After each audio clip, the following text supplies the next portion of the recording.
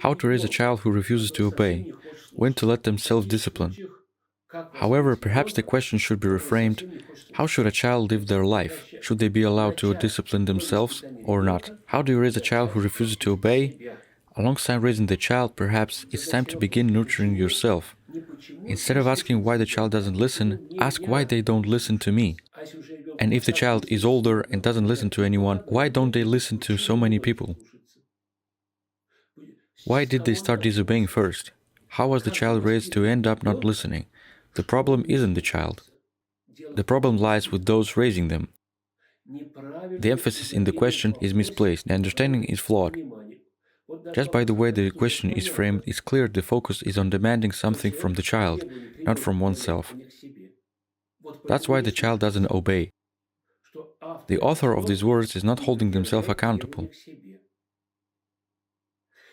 We know that the children in fact respond to the environment in which they're raised. Take a very young child, for instance. There are numerous documented cases of children, for one reason or another, being raised in a pack of wolves, a herd of llamas, a troop of monkeys, even a flock of sheep. Such child would be raised by animals and as a result would start to mimic them unconsciously, adapting animalistic behaviors. A child is always shaped by their environment. If your child doesn't listen to you, that's a reflection of your upbringing style. Start by working on yourself, not just on your child. Then the child will start to listen. Is it acceptable to punish children physically?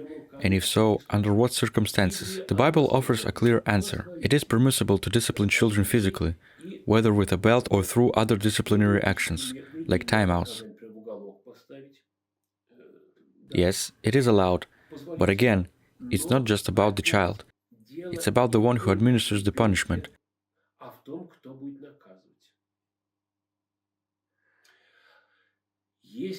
If physical discipline is used, it should serve as a correction, not as a form of vengeance or cruelty. It should not be the way to vent on the child, but rather a means to guide them, to help them understand. Therefore, when parents resort to physical or verbal correction or any other form of disciplinary action, it is crucial to do so without anger or irritation. If discipline is administered in anger, a positive result won't follow. The Bible says, "The anger of man does not produce righteousness of God." Children sense these emotions, they feel them deeply. A child will pick up on anger, irritability, injustice, or a lack of love, and because of this, positive results from such punishment are unlikely. It is possible to discipline physically, but only with love, removing any irritation from the heart.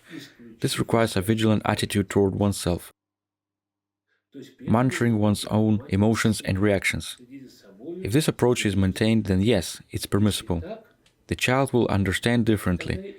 The parents' feelings will change, and the child will trust and believe in them. But this is only possible if love is present and there is an active effort to overcome personal irritability.